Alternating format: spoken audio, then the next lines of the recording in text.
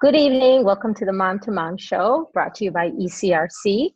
We're coming to you via Zoom to talk about COVID-19 and what to expect now that the country is ready to open back up again.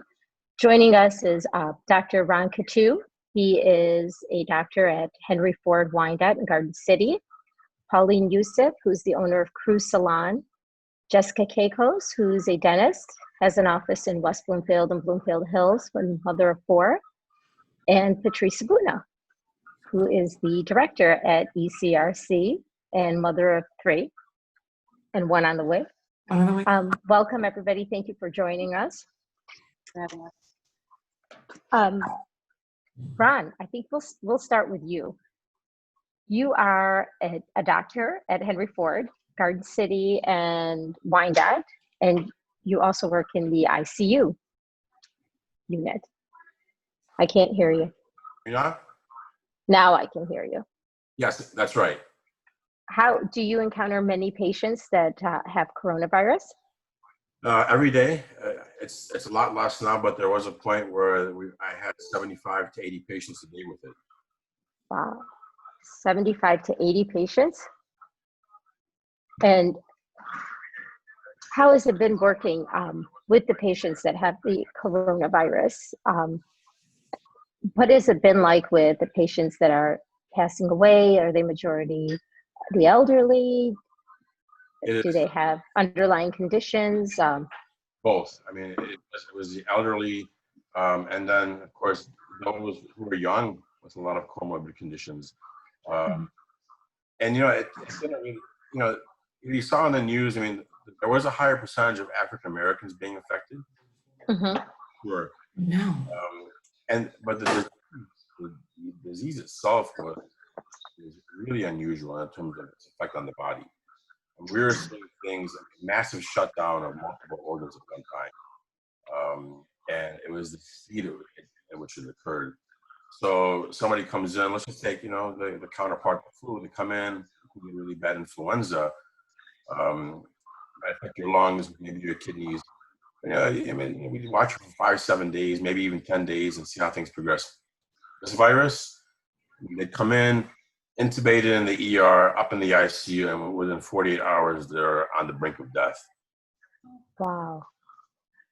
It was bad. I mean, so not everyone was like that, obviously. I mean, those are the extreme cases.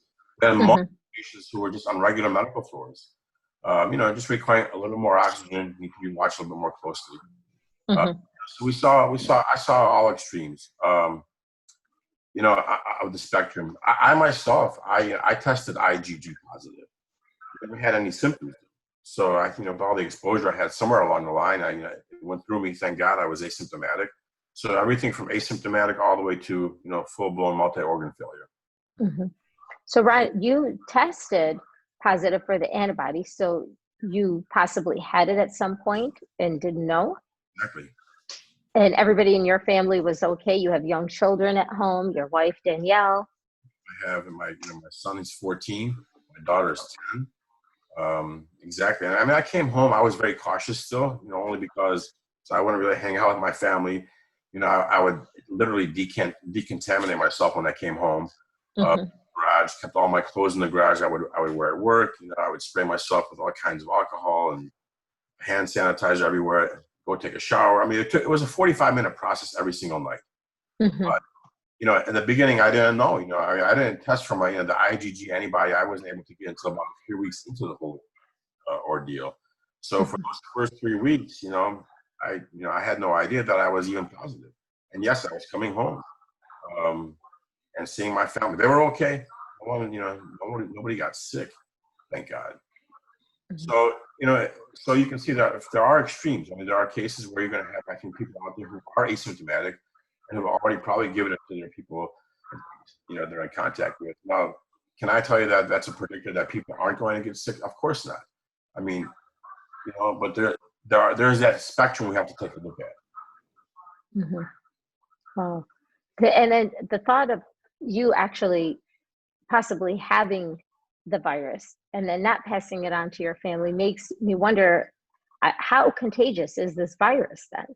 I mean, we're hearing from CDC that it's so contagious that you have to wear a mask, you have to wear gloves. The virus could survive on surfaces. Here we are wiping down our groceries, and you were asymptomatic, lived at home with 3 kids and your wife, and nobody caught it from you. I was lucky. Yeah. I'll take a lot of luck on that one. I mean, Mm-hmm. because listen, if I didn't have frontline exposure and saw what this virus does and did to people that I took care of, I take it. Thank God I was really lucky. I mean, but in terms of how contagious it is, Mm-hmm. so again, the only comparison I have out of 25 years experience, anything close to this is the flu, right? So Mm-hmm. flu is contagious. This virus is contagious. It's a lot more contagious than the flu. That without a doubt to me. Just seeing flu seasons throughout the years, and when we had really bad ones, there was nothing that spread as fast as this virus does. Now, Mm-hmm. but to answer your question, but how do we tie this to what we're doing economically? Right? I mean, our other guests on the panel. Unfortunately for me, this job, or this virus, I should say, kept me very busy. I don't know what it's like to be in a shutdown and not working, because unfortunately this virus forced me to work harder. Mm-hmm. Us, okay. For Pauline, for example, my medical opinion, going forward, is that we are in a much better situation now, today, on the 26th, as opposed to March 3rd, when I felt I was in the climax of this entire problem. Mm-hmm. So do you think that the quarantine was necessary at some point? Yes, it had to be. Yes, it had to be necessary at some point. But a quarantine should only be a measure. And this is, we talked about this earlier. The numbers, right? So the quarantine should be based off numbers, and that's where the root of the problem is. The numbers are there, but now, as you know, you have conspiracy theories on both sides. Well, they're inflating the numbers because they want to hurt the economy, they want to hurt Trump, they want to, whatever the case may be. Okay, but we're all fighting about the quarantine and the real numbers. Okay, the real numbers. I mean, it should be coming from hospitals. Okay, mm-hmm. But this goes back to how the numbers were initially being reported. And that's where I have the problem, and a lot of doctors have that problem. So everybody that was coming in, there's a joke, right? So last weekend, 7 people were shot in Detroit. Ironically, they all had COVID. I mean, right? So it's amazing how. Sorry, my son just popped up on me. That's okay. And so the quarantine, you just take it from me, okay, being on the front lines. Right now, what she's doing, she being the governor, okay, I think is a little excessive. I think it's excessive. I don't think it's a true reflection of where this virus is right now. Now, does that mean that we might not have a spike? We might have a spike, which I don't know if you want me to get into, but I mean, what if the virus mutates? Okay? Nobody could predict that. Okay? So we can quarantine from now until 2023. And isn't it already mutated? Nobody knows. I mean, there are different strands, but mutations happen, right? I mean, this thing is essentially a DNA or RNA strand running around going crazy on people. So if it wants to mutate, I hope it mutates to a less virulent disease. But there's a possibility it might go the other way. There's no way of knowing. That's Mother Nature. And if it was to mutate, let's say somebody right now that has recovered from the coronavirus, is there a chance of them catching it again? So if it's the same strain, I would say unlikely. They might get something mild. The body has an immune response. So I have antibodies, right? Uh-huh. I get in contact with somebody again. May I get what we call constitutional symptoms, right? That's like, so you get fever, chills, sweats, but maybe not bad enough to get into a full-blown disease because I have antibodies present already. Mm-hmm. But if it mutates, there's a chance you will catch it again. It's a difference. It would be a different strain. Is that a fear right different now? strains of it? I'm sorry, Pauline, go ahead. No, I was going to say, do you guys see that as a fear in the hospitals right now for when the winter time comes and what we can do to be more prepared, or when the fall comes? Because, I mean, so when winter time comes, yeah, we're more likely to pick up the virus if it mutates, but when it decides to mutate, there's no way. Mm-hmm. That's something you got to worry about. I just want to remind our viewers that if you have any questions to ask, please ask them for the panel, and I'll read them out. And thank you for joining us today. We're here to talk about the coronavirus and life moving forward. Jessica, you are going to be opening your offices up pretty soon. Friday. What are your patients to expect when you open? So there's one thing that a lot of dentists and colleagues will stress is dental offices have always followed CDC guidelines, OSHA guidelines, American Dental Association guidelines. So not that much has really changed for us. We've always worn the PPEs, always had the proper barriers. So, sterilization, all the type of materials that we use, everything we use to wipe things down really hasn't changed. A lot of the stuff that we use in our office, you got gloves for, so that's how strong it is. We've got stuff in there that kills MRSA and, all types of bacteria. So for us, other than maybe, changing, into disposable gowns or N95 masks, a lot of dentists still wear shields and stuff like that. Something different that when you walk into our office is going to be is we are going to take your temperature. When you do sign things, we are, pens available for patients so they feel comfortable that, someone hasn't touched it, giving it to someone else. We are social distancing in our waiting room. We have a nice size waiting room where we're able to do that. If patients want to wait in their car, they're more than welcome to. We are asking patients, excuse me again, I've been using my voice a lot. We are asking patients when they walk in to please use the hand sanitizer. When we do dismiss them, we are asking them to wash their hands. We are doing a COVID screening. Anybody that's been around, that's been sick, if you've had COVID-19, any symptoms. I'm trying to think. Did I miss anything, Doc? Pretty much. Actually, you know what? You're doing better than the hospitals. Yeah. Yeah, so things will be different. We're not going to have magazines in the waiting rooms, things like that, toys for the kids. So things like that we won't have. But are you spacing out appointments, Jessica? Yeah, so that's another thing we've done is our office can get pretty busy. So what we've done is we've staggered the appointments where you don't have, 10 people in the waiting room at once.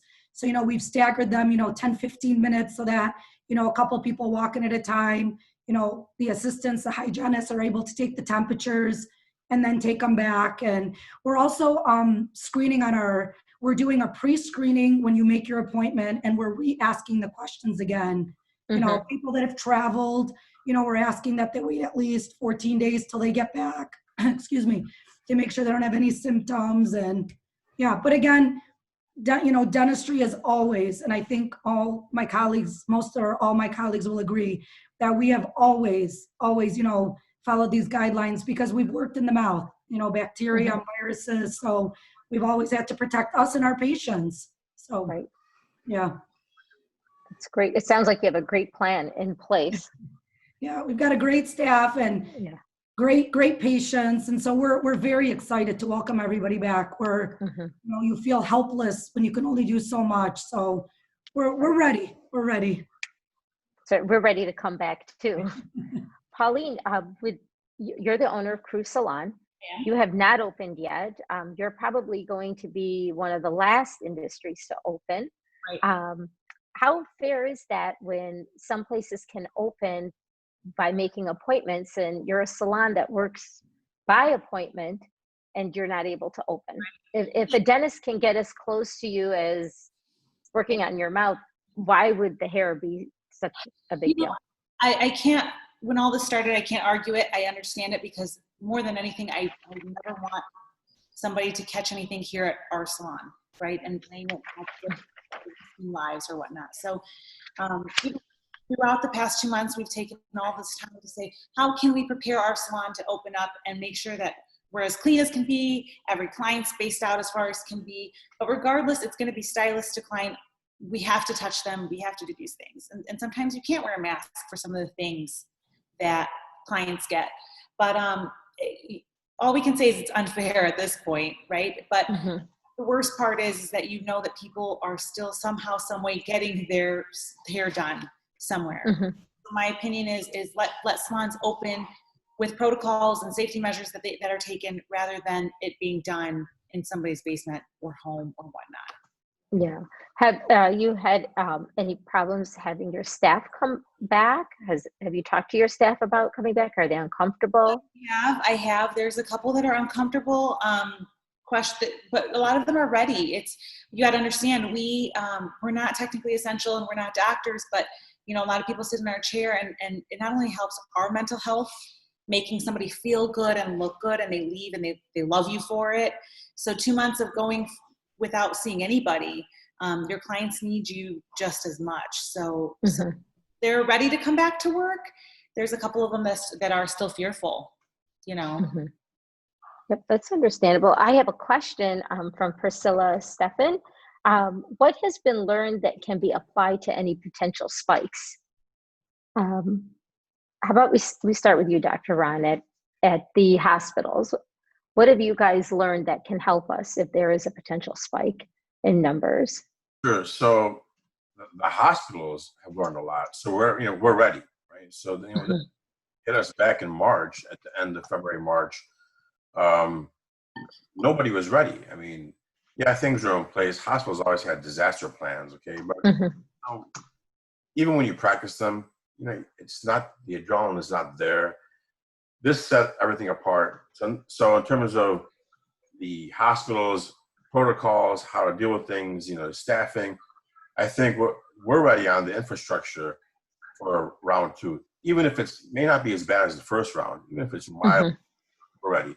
For the public, I think it's reasonable to say, if there's a spike for whatever reason, okay, we alluded to maybe the virus mutating, people going out, whatever the case may be. If there is a spike, I think if the hospitals, if the ERs are saying, we're getting overwhelmed again, or it's headed that way, then people need to understand we need to maybe, kick back a little bit and quarantine ourselves a little bit more. However, that's that scenario. But if that doesn't happen, okay, then people like Pauline, should be able to open their businesses a lot faster than I think the state is allowing. That's my opinion. Where we are right now, right? I mean, if so today we're doing, like I said earlier, where we are currently right now, I think we're okay to open things up. Just the public has to understand that this is going to be very fluid. It's going to change constantly. We have another question from Jocelyn Chapaya. She's asking Dr. Kattoo, what are your thoughts about kids wearing a mask in school in the fall? Yeah, the kids. Okay, so hopefully there will be school in the fall. Right. Well, that's the issue, isn't it? So there's no point of going to school, okay, if kids have to wear masks. There's no point of that. Okay, that means that there's the virus load out there in the community is too high to take that risk with kids. And again, just like with Pauline, okay, the school system is going to be very reliant on the numbers. And this is the problem with this whole issue, isn't it? Okay, because nobody can make an accurate prediction. We all have our thoughts, our theories, okay, but how it really turns out, nobody knows. And that's the dilemma. We're all trying to predict for the unknown. So what I find odd is in the beginning when obviously people were getting infected, the CDC put it out there that we didn't need to wear masks, that we were safe. We didn't have to wear a mask, just quarantine, stay home. If you had to go out, maintain social distancing. And then all of a sudden it became about wearing the mask. And now I can't even walk into a grocery store without a mask on without getting dirty looks. So it's all about wearing the mask. I'm like, well, when it was at an all-time high, people were out there without masks. Now that they seem to have it under control, I have to wear a mask. Is it just that they didn't understand the disease and that's why they said that? Were they worried about running low and didn't want to create chaos by forcing everybody to wear a mask? Why the miscommunication there? It was the former. Nobody knew what was going on. Mhm. So nobody knew what was going on. So, right, new virus, historical pandemic. Okay, so nobody knew. Everybody had a theory, and everybody was trying to apply it. And then, again, as things changed, as they learn more, they had to retract some of their statements, unfortunately. Mhm. And that caused what? More mistrust, I think. Mhm. Right? Yeah. What's You your know, masks that you guys see right now? I mean, you see people wearing these cloths, and I don't think it necessarily covers or It doesn't. I mean, exactly. It's no different than wearing a Halloween mask. I mean, you're not doing anything. mhm. And again, we talked about this earlier. It's because there's a very big misunderstanding in the public about how this, where this virus is. Okay, it's not living on the. If you go out and you walk past a tree, okay, you don't have to wear a mask. Okay, it's not living on the tree. It's not blowing in the air. Otherwise, we'd all be dead. Okay, Mhm. we would have all been dead a long time ago if it was out there in the air. It doesn't stay alive on surfaces. Now we know. We know The CDC. that. There was a lot of Yes. misunderstanding, and like I said, a For lot of all of us that were wiping down our groceries in the laundry room and the garage. everything, right? Yes. So that's where I stand on that. I think a lot of it comes down, and Dr. Ron, I think you'll agree, is just basic hygiene. Mhm.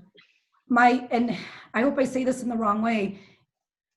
So you go into the grocery store, and sometimes I watch these people walk out and they've got gloves on. So then I just stand there and watch, and I'm waiting to see if they're gonna open their door or grab their keys out of the purse or, Yeah. and they do. And you're better off not wearing the gloves and sanitizing, every couple minutes or before Mhm. you get in the car, you reach for your phone, because everything you're doing, on those gloves and touch, I mean, that's all, whatever was on those gloves is all over everything you touched. Right. So I think Right. a lot of it, because I think of the scare, is you gotta just come down to basic hygiene, Mhm. washing your hands. And common sense. Common Absolutely. sense. But the thing with the common sense, and we can all say it, but I think that some of it is ignorance. I don't think the person wants to be driving down the street in their car wearing a mask. I think they think it's uncomfortable. They can't breathe. They don't want to do it. They're doing it out of fear and out of ignorance. So I think that part of it, I saw this, I'm sure you guys all saw, it was a while ago. A nurse posted a video with the gloves and she took paint and touched all the things. Yeah. And to me, I was like, oh, I understood it, but I didn't until I saw it because I'm not in the medical field. So I feel the same thing with the masks until we understand why we're, the other day, see people wearing them like this, they're not even covering their nose. Or Mhm. Oh, I see that all the time. whatever. And so it's if we're not educated on why and how to do these things, then everyone's just gonna you guys can say common sense, but to some it isn't because we're not. No, you're right. Do you know what I mean? You're right. That's why Dr. it's Ron- basic hygiene, basic hygiene, following, their CDC guidelines, staying 6 feet apart, Mhm. washing your hands, try not to touch your face, those Don't kind put your fingers in your mouth. exactly, Yeah. wash your hands before you eat, things like that. Ron, is the virus, is it airborne? Can you catch it from the air? Yes. You can. Okay. So then if that's the case, then a mask is necessary if we're looking to control it, Right. right? So if you want to be out, right? You saw those animations where they would have somebody cough, right? And it would be in a green vapor, and they'd show this Mhm. smudge across the room and everything. Okay, so same thing like the flu, does the exact same thing. So the mask will help, the particles from being dispersed onto the environment. Mhm. But it's on numbers, so it just depends on how many people out there actually have it in order for you to wear that mask. So here's the question I have. Okay. If you keep comparing it to the flu, because that's what I was doing for 2 months until we finally all went into quarantine. I was like, it's just the flu. It's just the flu. Why is everybody Mhm. kind of going crazy? And you're comparing it to the flu now here at the end of May. But you also said that you agreed with the quarantine. So in what ways was the virus different than the flu if you thought the quarantine was necessary? how aggressive it was on the body.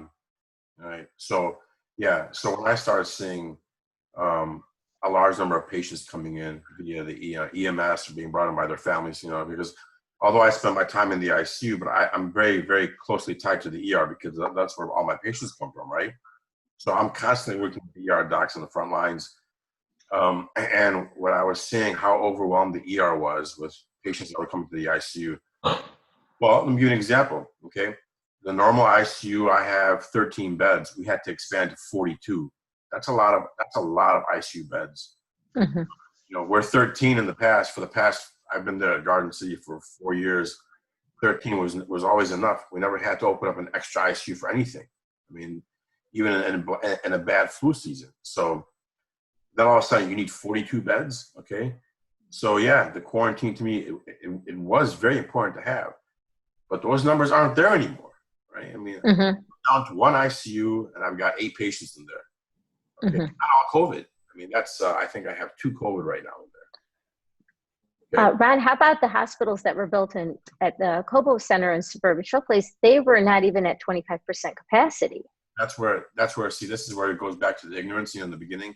And that's not only ignorance on the average citizen, the person, okay, but ignorance on our health authorities, the government at both state and federal level, right? So they were expecting these numbers, and you heard, 250,000 dead. So they were preparing for the worst, which right is not bad. It's not a bad idea, right? I mean, better to be prepared. But I think that those initial numbers should have been put out there. It didn't happen. So I don't think that was needed to scare the public. I remember watching the news conference when they came out, and they threw the number out there, how many people they expected to catch this virus. And I just remember staring at the TV thinking, oh my God, we're just all going to die from this thing. And it created more fear, basically. Hey, Doc, will you clarify a little bit on airborne? Just so people don't get the wrong. Oh yeah, okay. You know what I mean? I don't want people think, some people I know people that say to me, if I walk outside, I'm going to wear a mask because I'm going to catch it. So we want to, let people know, science and. So, yes. I like to compare things, right? So when we think of airborne, anything that could potentially, hurt the human body, airborne. So you've got chemicals, right? So, for example, a gas tanker full of chlorine gas, right, that ruptures on the freeway, that chlorine gas is going to spread out. Okay, it doesn't disintegrate and fall apart or die. Okay, that's an airborne problem. Okay, that can affect many people. That's where you wear a mask and really get the heck out of that place. Airborne diseases, okay, can only spread so far. Okay, right. So you expel the gases out of your lungs. The virus will be so far in the environment, and after that, like I said, now we know it's going to die at some point. It needs a host to live on. So it's not in your car, right? We know that. It's not in the air. It's if you go to a park, it's not in the park. I know they want to keep the kids away right now, but in terms of it's not in the trees. In our businesses, again. You could be in a huge, well, it doesn't have to be huge. It could be, in the salon, for example, okay? You could be in the salon. And if anything, my God, with all those blowouts you guys do in the hot, the hot air, okay? I don't know what the heck is live in that environment, honestly. So, That's funny that you say that, Dr. Ron, because some states that have opened up their salons already, one of the guidelines was that you cannot blow dry hair. Because you had to wear masks and you cannot blow dry hair. So they say the droplets would spread too far because the air would blow these droplets or sneezes. So, I agree, but they're missing a word: the dead droplets. They're that heat. Because I think isn't it at 2 feet? It travels from what they tested about 2 feet and then it drops. Right. And so people get the assumption that when you say it's in the air. You're going to walk, someone's going to be 20 feet away from you. You're not going to. And when you get there, you're going to catch it. Yeah, no, it's got 2 feet and it drops. And like Doc said, it doesn't have a host to live on. It's done, more than likely. So now. Here's a scientific comparison, right? every time you take a breath, when you're out anywhere, even in your home right now, as when you breathe in, okay, we all breathe in a fungus called aspergillus. Okay, it's out there. It's ubiquitous in the environment. We all have it in our lung, whether we like it or not. Okay, so that's in the environment. Okay, the chances of you having aspergillus in your lung are about 15 million times more than you're going to get coronavirus. It's not. You're right, Jess. It's not in the air, but that's what people think. And that comes from where? Fear. Yeah, fear. Oh. And Pauline, with you, go ahead, Ron. Sorry, go ahead. No, I'm saying, and the fear, because, we were talking earlier about how, people being ignorant. But who's teaching them, right? So if someone who's got the right numbers and right information is telling you this is how it really is, you can dissipate that fear. Mm-hmm. But I don't, unfortunately, at our level, we don't have that kind of power or control. I mean, we have this discussion here amongst us and our listeners. That can only spread the word so far, but the majority of people get their news, the reports from a couple sources, right? Either the left or the right. Mm-hmm. That's it. I don't know anybody in the middle anymore. Yeah. Yeah. Yep. If anything, I think this has really divided up the country. This disease versus bringing us together. Horribly. It's sad to say. It's almost. I was over talking to some friends, and it's like it's a loss of humanity almost. People giving dirty looks if somebody's not wearing a mask. People not wanting to touch other people. Walking sideways. Like it's just created a divide. It's because it's not normal. Yeah. It's not normal. We like to go to parks. We like to go to, to the beaches. We like to see our families, see our friends. This is why it's so hard. The problem is it's hard. Sorry, Pauline, go ahead. I was just going to say, we already live in a world that's so disconnected as is with the social media, the phones, and you don't see people face to face anymore. And now the fear that, you're going to go months or years without seeing your grandkids or your brother and sisters. And it's funny, when this first started, it was fun to get together with your family on Zoom and talk. And then after about 3 weeks, it's like, all right, I don't want to do this anymore. I'm sorry. This is annoying. This needs to be over with. It's not even cool anymore. It's hard to retrain. Like, I was in the grocery store the other day and, put the stuff on the conveyor belt, and I'm starting to walk forward. You just walk forward. And, the lady at the register, like, excuse me, can you please? And I was like, oh my gosh, I'm so sorry. Yeah. Because you're like, oh wait, I can't do that. Or walking down an aisle the wrong way. And you're like, okay, wait a minute. Yeah. You get the dirty looks if you walk down the wrong aisle. Yeah. Smiling at you or not smiling at you. Yeah. It's created. Well, you're so used to doing things the way we do them. And just because we haven't done them, it's like riding a bike. Just because we haven't done them like that for 2 months doesn't mean we forget. That's just the way you're going to keep, So now with the way the community is, people are out and about. They're sick of it. You see a lot more cars out on the road, people interacting outside. I said it at our last show a couple of weeks ago on a Saturday. If you drove down Woodward, it was like the Woodward Dream Cruise. And people camped out in parking lots, hanging out with their friends. So obviously, and then people are going to get their hair done wherever they can get it done, get their nails done where they can get it done, getting together at somebody's house.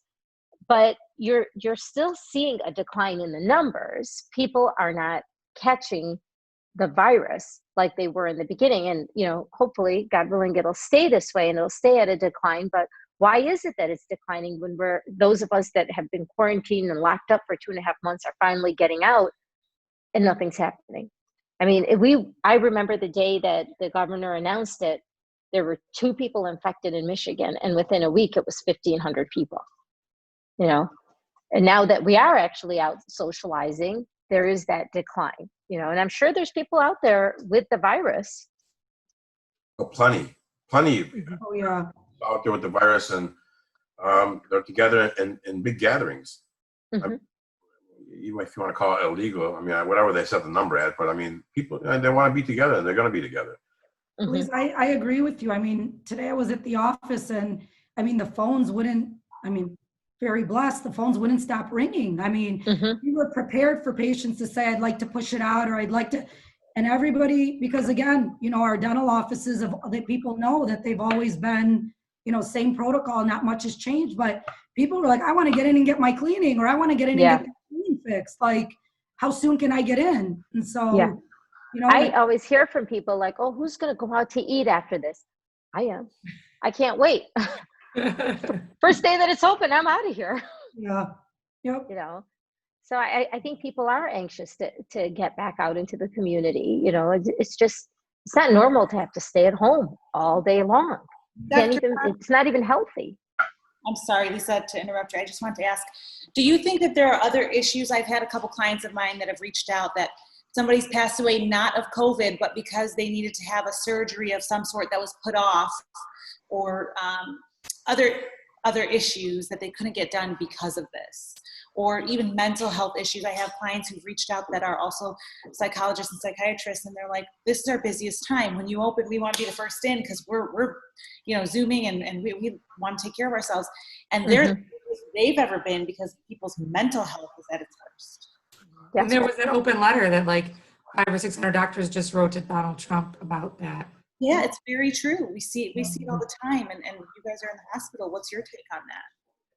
So the spike of corona patients, COVID patients, affected hospital services, right? Because they were diverting all their manpower, okay?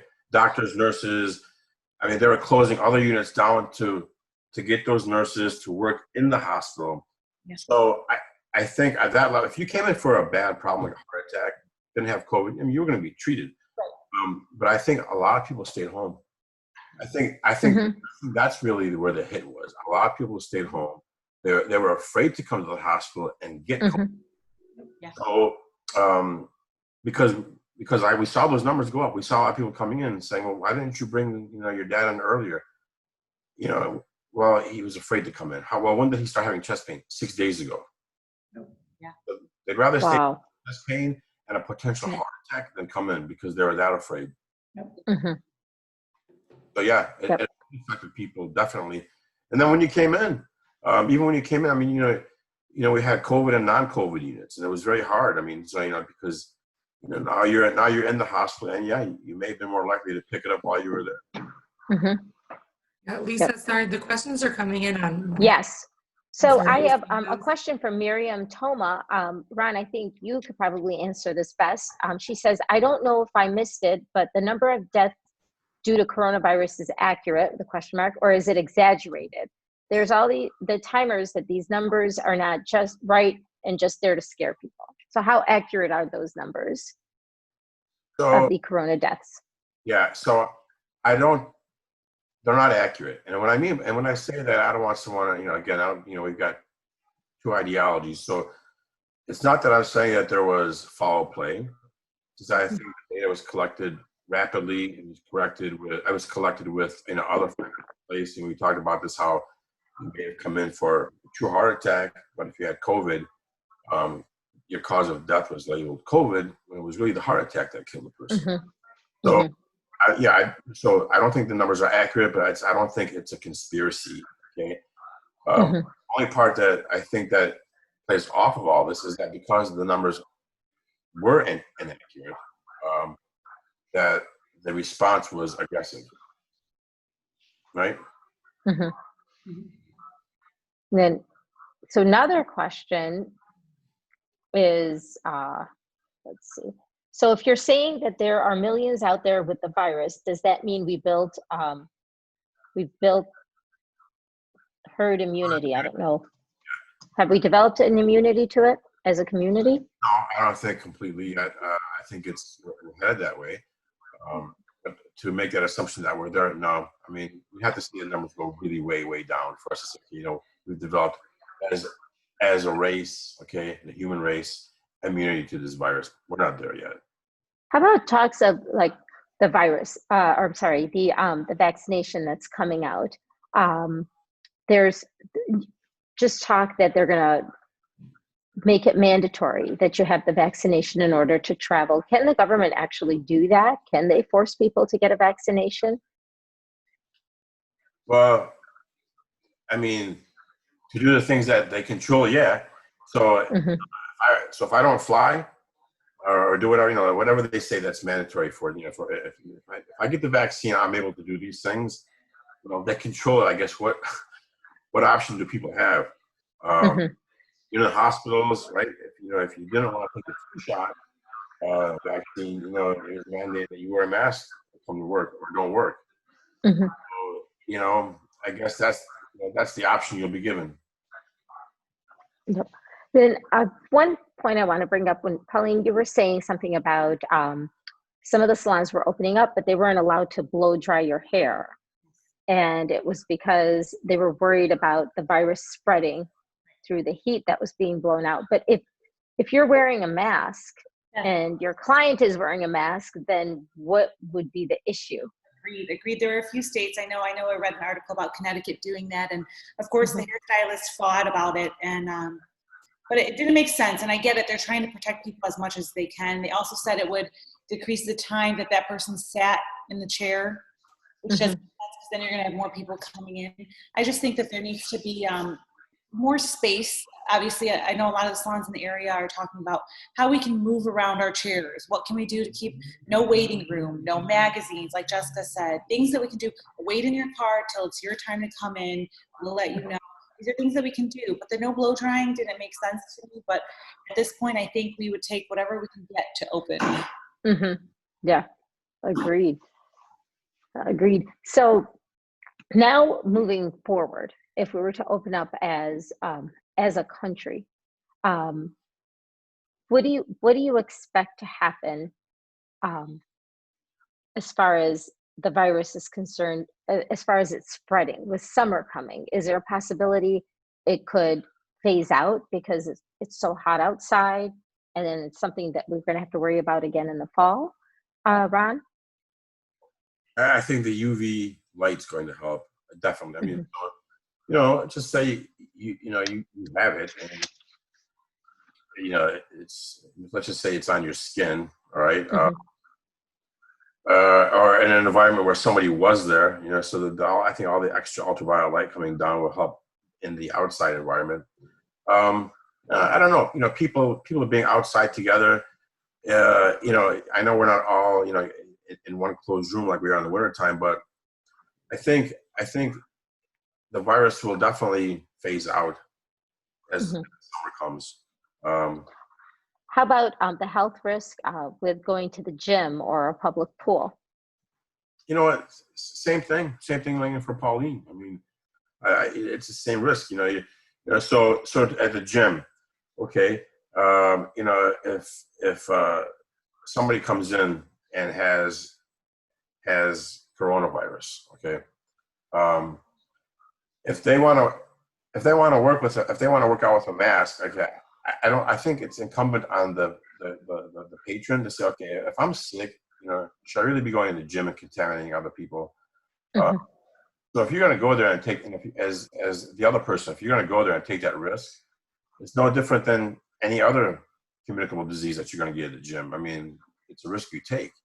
And even at the gym, the basic hygiene, washing your hands, wiping down equipment. These are places that have all the equipment for you, or all the things you need to wipe things down. So if you were, on a positive note, it's not on, it doesn't live on surfaces too long. So if you're wiping, the treadmill. So you should be safe at the gym. In that sense. What is something that you'd have to worry about if you're going to the gym? What should you watch out for? I mean, if it doesn't live on surfaces, it's airborne, but not really. You just explained how it is, but it isn't. What is it that we should worry about? Coughing a lot. I'm like, I don't know what he has. Okay, let's just say I don't know. I can't. I'm not Superman. I can't look at somebody and say, "Oh, it's coronavirus," right? No. I see somebody coughing a lot. Okay, I don't care what they have. I'm not going to go in their vicinity. It's just simple. Yes. It's just as any other virus, like we've had in the past, the other flus, and the same way, you'd be more cautious and more careful. I know some people that don't go to certain, places for their kids, in the winter times, or people that don't do certain, because those are high flu seasons, high, times of things that are more contagious. So again, it is more contagious as Doc said, as we all know. But again, it's a virus, just like Yes. other viruses, I'm not, that we've studied and that we've been careful, with basic hygiene. Hmm. You And agree be responsible for yourself. Yeah, absolutely. Be careful, be responsible. Look, and if you see, for example, okay, the numbers keep going down, we're all happy, God bless it does. But Mhm. if for whatever reason, let's just say all of us reconvene again in 2 months, right? Okay, Mhm. and then I'll tell you, you know what? I'm seeing less cases, now than I am on today's date. All right, then I would say, if I tell you guys, you know what, I'm seeing 50 patients now a day. Okay, I would, yeah, it's back on the rise. I think the best way of doing it is just taking it day by day, on our end. But for the business owners, I think the state has to take a look at the numbers, and the numbers currently don't support the type of quarantine and measures that they want. They just don't. They're way down. Right. And it's been extended now to June 12th. So in the beginning, it was, everybody has to stay quarantined. We don't want to flood the hospitals, and we don't have enough of the personal protective equipment. Then it became to flatten the curve. Then we had to worry about the second wave, and now we want to control it. I mean, what is it going to be next? We have flattened that curve. Oh yeah. In your opinion, it's safe for us to interact responsibly. What's going to be the next measure? I agree, Lisa. That's a great thing you said there. Sorry to interrupt you. If we just act responsibly, when you don't feel good, stay home. It's okay if you can't make it to, so-and-so's birthday party, or you can't, and I think people are going to be more mindful now and a lot more cautious. When I don't feel good, or, my son was sick, I think I'm going to stay home. I think hopefully people, which I think they will be more respectful and mindful to say, I think I'm going to stay home just in case, not just of COVID, but any virus. Yeah. A lot more. And think about it. So just like we talked about in terms of being prepared, what's the other factor that we haven't really talked about is the availability of testing, right? Going back to what you said, yeah, someone's having a party, you don't feel good. Now we know it's part of our society. It's not just I may have the flu or COVID. So you go get tested. Common sense, like you said, Jessica. Common sense. Somebody just asked a question about testing. She said a lot of people are running out to get tested. Is the best test the antibody blood test, or should we wait for a better, more accurate test? So, but at this point, that's the only test that we have. Well, so there's so in the hospital we do the nasal swabs, but I mean for the mass public, yeah, exactly. That's what we have for right now, and I think it's okay to go with it. We had written our office I had written a letter to the governor, with those 5-minute tests that you can do in the offices, which would be great for dental offices to have. Not necessarily because the percentage, again, most people coming to the dentist are not usually sick patients. Most of them are healthy patients, just coming in to get their teeth clean. But I think as time goes on, I think those tests will be more like, when you go to the office and they swab you and say you have the flu or you have strep, I think just give it a little more time. I think those will definitely be accessible to, I think, a lot of people. I think to a lot of the healthcare and medical profession. Yeah. Joanne Thomas Michael is asking a question that I believe we have answered, but just for her to know, there's been so much confusion and misunderstanding about those who had COVID. Are they now immune? No. Right? Right. So immune in the sense of, should you walk into a room with, at a COVID party? No, not a good idea. Okay. So it just that means that your body has built up antibodies to it, and if you should have a second exposure, that it should not be as bad. It doesn't guarantee you that it won't be bad. It just theoretically, it should not be as bad. Doc, sorry, Lisa. No, go ahead, Jessica. Maybe you can explain this. Like if someone has COVID, then and they recovered like 2 months later, everybody is so scared to go around them and go near them and go. That's the safest person to go around. Exactly. They had it. Yep. Maybe if you talk about that a little, I even like, when we were going over stuff, with the girls, and they knew this person and that person, I'm like, you don't want people to feel that because they had COVID, they're like the plague or something. They're actually, their immunity is a lot stronger than someone that hasn't had COVID. I actually had a friend that said she got it, and I was like, I'm so jealous. And she looked at me like, I kind of wish like I already had it, like got over with it, like had the immunity. I really did. So back when I was growing up, if somebody had the chicken pox, your mother would make you play with them on purpose just to get the chicken pox and get it over with. And it would be like all the kids would get together in the neighborhood so we can all get it out of the way. Yeah. So I feel like I want people to know, and I'm sure, Doc, you'll agree with me, is someone's had COVID, and their doctors released them, they can go out, in the community and the public and work, and, don't be afraid, or, I think some people are so afraid of those people. And again, they probably got stronger immunity than someone that hasn't gotten it. So I think one to thing me where like the fear came in was, like you're saying, if you don't feel good, don't go out. I was already kind of that mom that if my kid had a cough, or like I did avoid some of those big places during flu season with my kids. But when you hear asymptomatic, there's people walking around that could be carrying it and never know. I think that's what makes you the fear most in the unknown, where yeah. I was like, well, then I'm just never going to leave the house. Yeah. So here's a little bit of the thing with the asymptomatic as well. So, like when you go somewhere, okay, so like you wake up and you feel sick and you're like, oh, I have a fever, I feel sick. And then you count back, where was I 24 to 48 hours ago, or where, and I think some of that asymptomatic, which I agree, is where that falls in.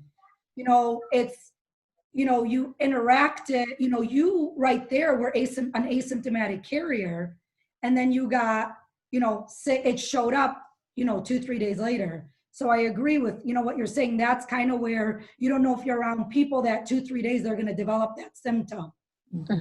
Or even me, myself. And they're saying the incubation is 2 weeks. Is that so what they're saying, Dr. Ron? Right, yeah. 2 weeks. 2 weeks. So one thing I don't understand is if the elderly are the most vulnerable, why is it that people that had the virus were sent back to nursing homes? Does anyone know the logic behind that? What was the reason? You answer that one. So, well, I call it like it is. And everything always boils down to money, doesn't it? So it was much more financially incentivizing to send them back to the nursing. Look, I think the nursing homes got a raw deal. I think because look, you had all these old people with a lot of diseases, issues. Their immune system was already wiped out, and all it took was for one person, okay, to come visit their grandmother or whatever, okay, get into that place, and it was going to spread like wildfire, and it did. And I think a lot of nursing homes, unfortunately, were not prepared for this. They didn't have the PPE, they didn't have the training, didn't have the staff. I don't think and quite honestly, they don't get a lot of guidelines. I know the state says they do, but I think the state didn't really help them out in terms of directing them either. I think a lot Plus, it's a nursing home. It's not a hospital. Right. It's a nursing home. Nursing, and I think a lot of patients from nursing homes died unnecessarily because precautions weren't put in place. Yeah. I mean, I had patients, nurses, friends calling, asking for PPE, and whatever we had at the office, I mean, we dropped off. And I mean, you think the amount that we drop off is so much, but when you've got a hospital with thousands of people, I mean, it's so little. So, when it comes to PPE, there are, a lot of hospitals, a lot of friends that said that they didn't have the proper PPE when it all broke out. But like Doc said, it was the first run through it, you learn as you go. And like they said, they're learning about the virus more and more every day. Like you said, we were wiping groceries off in our garage, and now, they're saying that it doesn't survive as long on countertops. So yeah, it was all so new. I have a question from Renee Haseno. So the governor keeps saying the curve hasn't been flattened and not provided any statistics or data. Do you know why she can't provide the people with this information from the health department? And where can we actually find this information? Yeah, so you're not gonna like my answer on this one. Okay. You know, you're gonna try to find information, but the question is who's making the information, where they're getting their data from. Nobody really knows. I mean, I'm not, and again, I'm not making, it's not a conspiracy theory. I'm just telling you that it's very hard. I mean, you know, they can give us the data, okay, so either you accept it or don't accept it. All I can tell you is what I'm seeing on the front line. Okay, that's my data. That's all I know, and I can tell you that, you know, went from 75 patients with COVID, okay, down to 6. That's a big drop. So I know 75 at one time just on your floor. throughout the whole hospital that I was seeing. Okay. 75, yeah, but 75 that were under my care. All Okay. down to a total of 6 now that I have. That's a big drop. So they don't correlate with their numbers. Okay. I just don't know how they get their numbers. Now, I'm not calling them liars, okay, but it doesn't match what I'm doing, what I'm seeing, and that's at 2 hospitals. The numbers. Now they're gonna say, well, he only works at 1 hospital. I said, well, I work at 1 in Garden City and 1 at Wyandotte, okay, and nowhere near each other, okay, and the same increase, okay, is happening, has happened at both. Henry Ford today, actually, Henry Ford, Maine, but they have less than 100 patients in their entire hospital with COVID. And that's a, you know, it's what, 750, 800 bed hospital. So at one point they were maxed out, right? And now they're down to less than 100. Is it true? I mentioned that the 2 hospitals that were built at Suburban and Cobo were at 25% capacity. Is that accurate? There's no way. Less than that or more?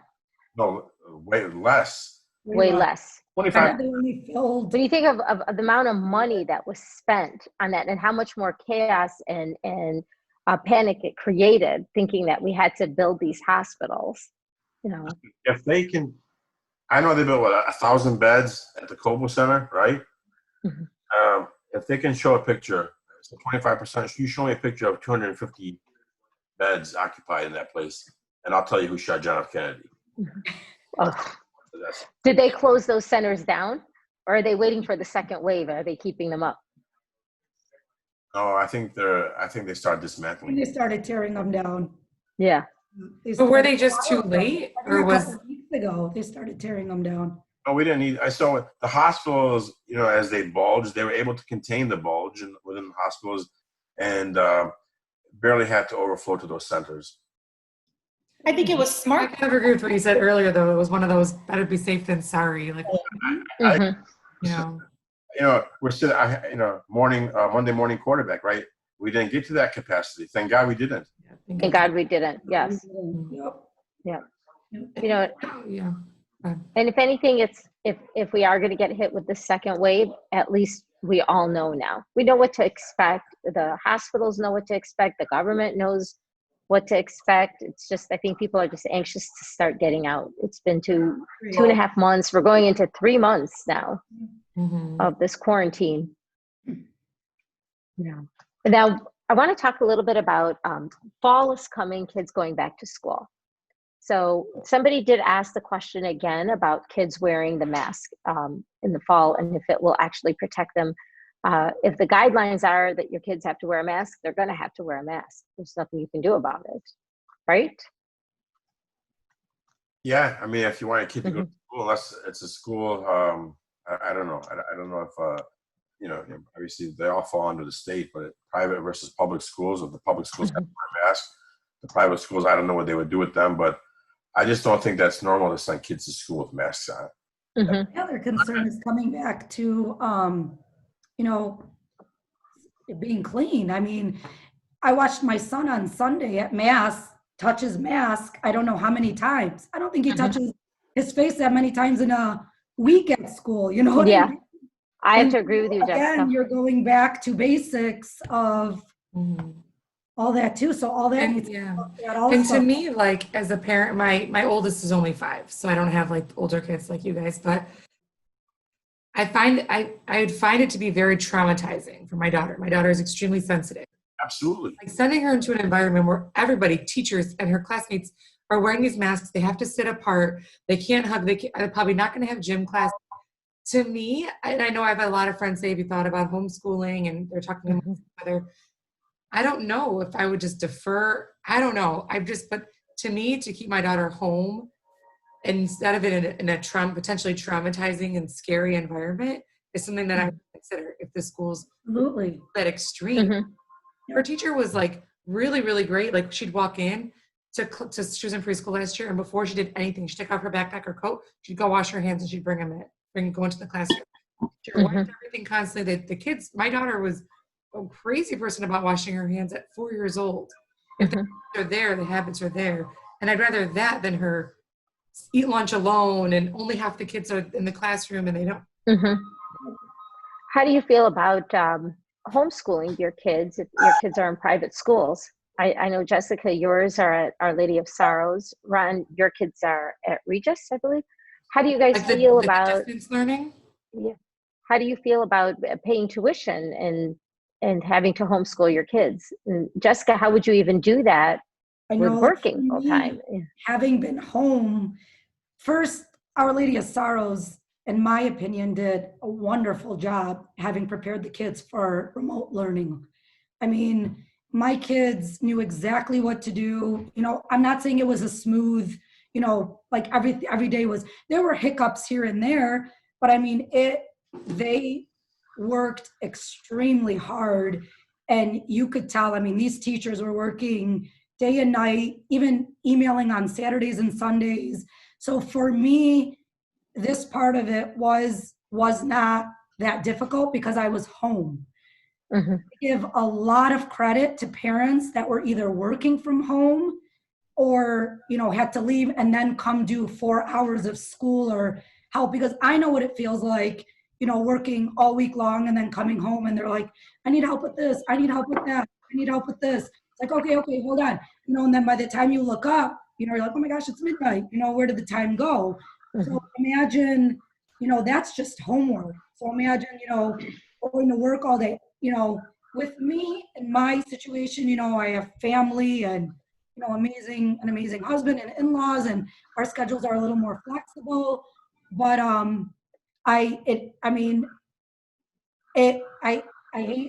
for me, being home, I was very fortunate that I was home during these 8 or 10 weeks that they were in school, because you know, they didn't need my help, you know, and I needed to be there for certain things. But again, I think the school, I think they laid a great plan out. I think they did a great job, you know, with exams and forms and everything that they did. I think my kids were very well prepared just to do it.